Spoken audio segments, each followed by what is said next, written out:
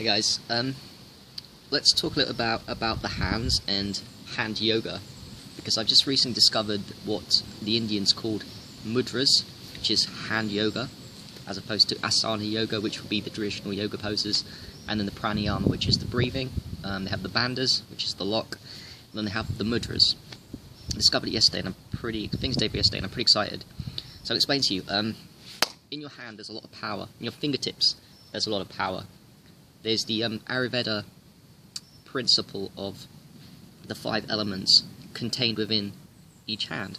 You've got the fire element. You've got, this is a good test for me actually, because I'm learning as well, so hopefully you can learn something, I can learn something. I can relearn by teaching. There's the fire element in the thumb. The index finger is the air, oxygen, air. The middle finger is the sky, space, ether. The index finger is the earth, and the little finger is water. So these 5 are balanced, and according to Ayurveda and the Indian yogic principles of Mudra, these 5 elements, when there's a disbalance between these 5 elements, it causes disease. So what the Mudras do is they balance out. It's hand yoga, which balances out all of these elements so that it alleviates depressions, alleviates disease. So we're going to run through quickly some of the most effective, because there's over 300 mudras or hand yoga positions you can do to balance the 5 elements and to cure diseases, but I just want to be the most effective. You guys are probably well aware of one of them, even if you think you don't know anything about mudras, which is this. And it's to sit, like I'm doing now, in a meditation pose, the meditation sitting lotus position, and then to have the hands like this. And this mudra, this is the meditation mudra. It's actually called the Gyan Mudra, which is the mixture of fire from the fingertips of your thumb being touched to the index finger, which is oxygen, air. So when you put fire with oxygen, air, what happens? The fire gets combusted, the fire gets inflamed, the fire goes up. So when you mix air by touching the tip of your index with the tip of your thumb, you're adding fuel to the fire. You're literally adding oxygen, air to the fire. And then that's called the Gyan Mudra.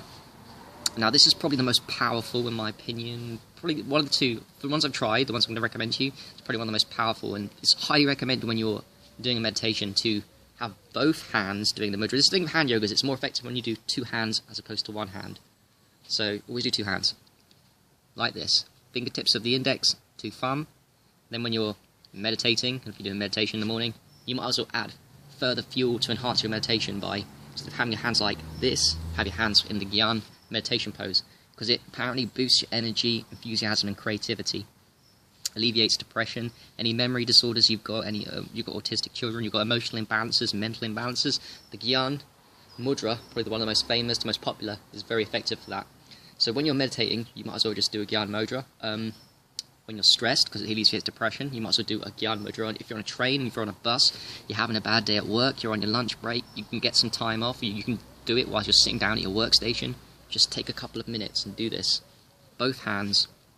Preferably 15 minutes is where it really kicks in, but to be honest with you, this is such a powerful mudra. I think most of them are quite powerful, but this one's so powerful that the moment you put your hands to this, you'll feel the difference. Try it now with me. Just try doing that for 10 seconds and feel the energy kind of build up inside you. It's pretty crazy.